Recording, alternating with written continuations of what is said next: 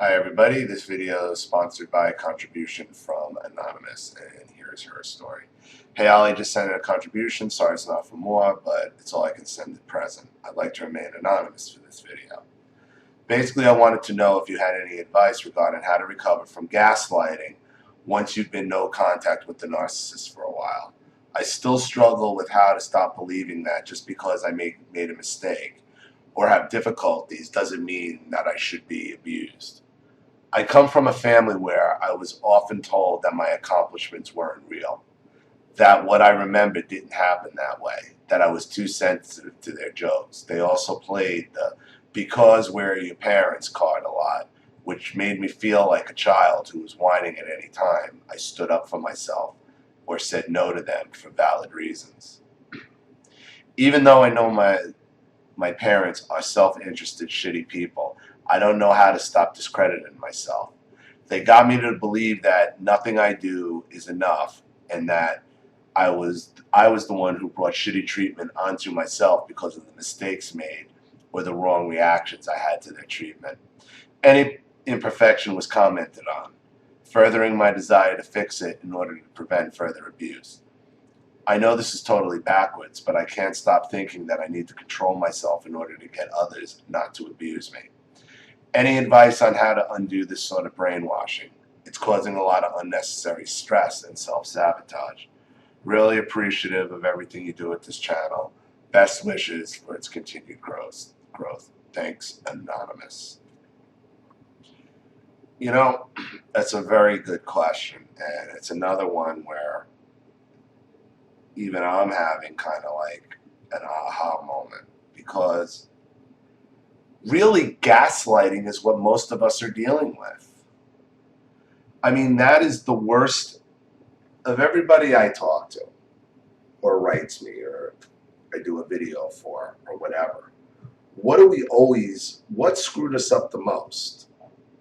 What is it we're talking about? We're talking about the gaslighting. It's the gaslighting of why we think we're crazy.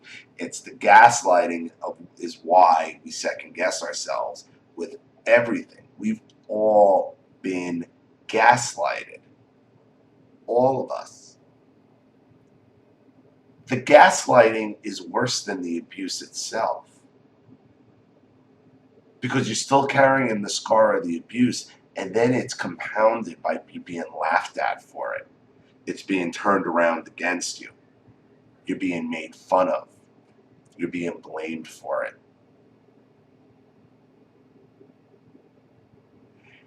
And it's the gaslighting that you have to remember is why you're no contact. It's the gaslighting that makes the narcissist so evil. Because without the gaslighting, they could write off their abuse as mental illness.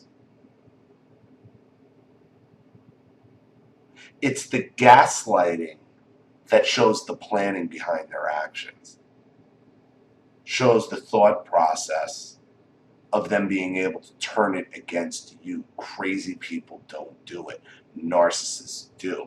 It's the gaslighting that destroys us more than the abuse itself, because we're only can be gaslighted when we speak up about the legitimate abuse we went through.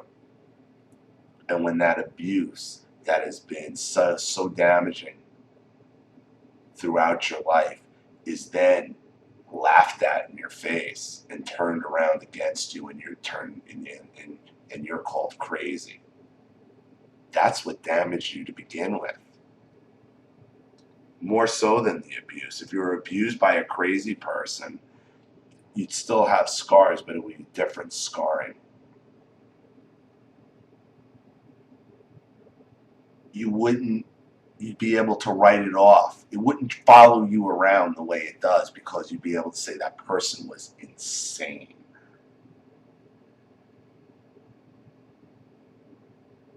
Narcissist gaslight. Pours fuel on the fire. Narcissist, that gaslighting is what makes it evil. It's what makes it purposeful. It's how you know they're doing it on purpose. Because that takes real planning and real conniving and forethought to do that. That's not what crazy people do.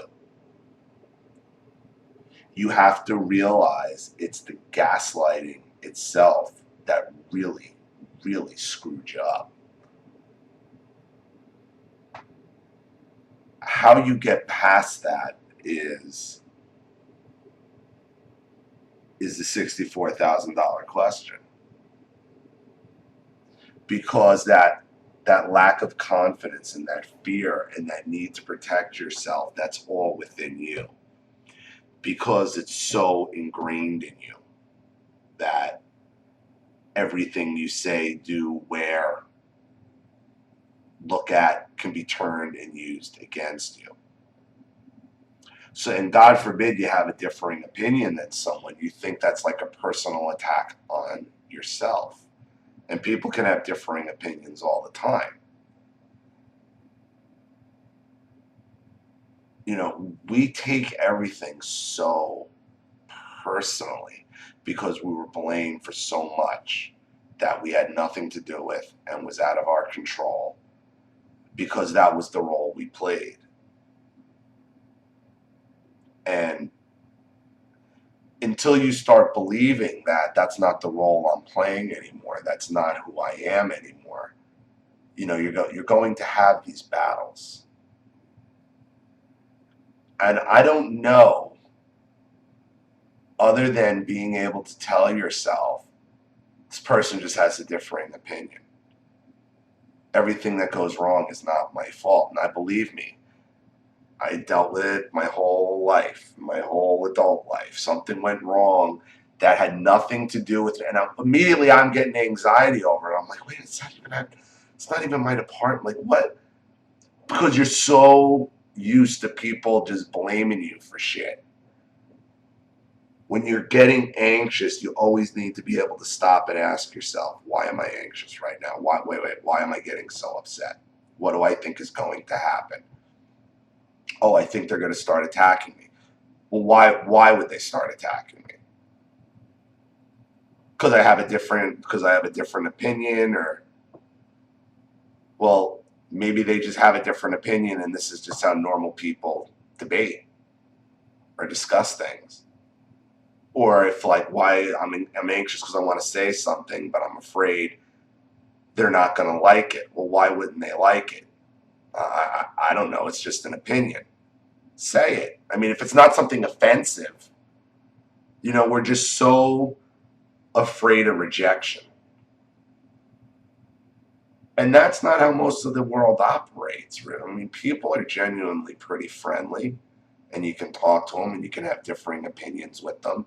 We don't realize that because everything in our whole life has been locked inside our own heads, protecting ourselves.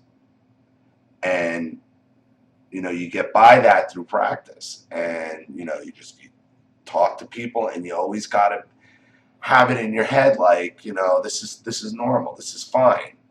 And it's easier said than done. And it sucks that we have to do that. It sucks we can't just stand there and have a normal conversation.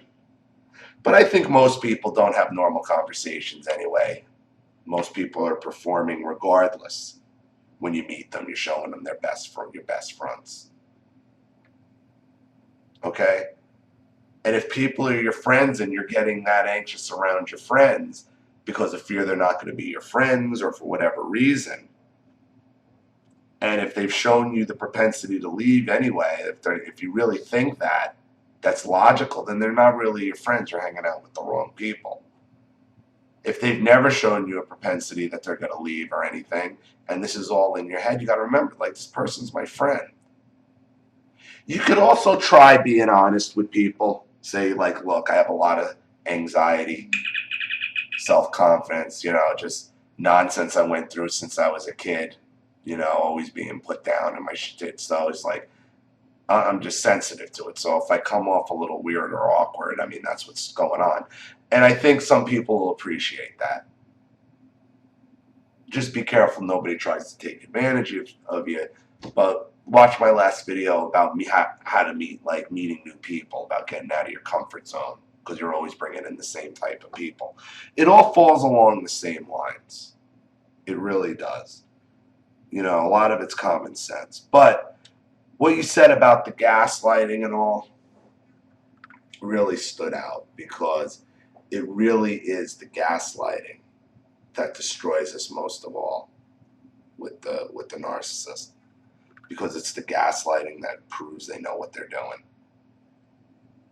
proves the evil and the thought and the planning and the conniving and the conscious decision. It's a conscious decision to hurt you and to turn it around on you. And that's why it's so damaging to all of us. And that's what really most of us should focus on in therapy. My last video, you're not in therapy because of your problems. You're in therapy because of the narcissist's problems. And what you need to be able to do is talk about what happened with your narcissist and talk about their behavior, why they were acting this way, and how they were evil. And this really isn't about you. See, the therapists want to focus everything on you, and they don't realize, like, look, I was damaged by someone. We need to talk about that and get to the root of that, because if we can understand that, then we can work on ourselves, and things will be a lot easier and progress a lot better. So I think. So thank you again for your contribution, and thank you for your quest. It was a really good one. Appreciate it. Thank you, everybody watching. Please leave any comments or opinions in the comment section below. And if you want your story, or you have some audio, or have a topic you'd like me to cover, or you just want to contribute to the channel, you know what to do with the PayPal link in the description box. I will have the video right back to you. Zolly Matthews, thanks for watching. I'll see you all again shortly. Bye.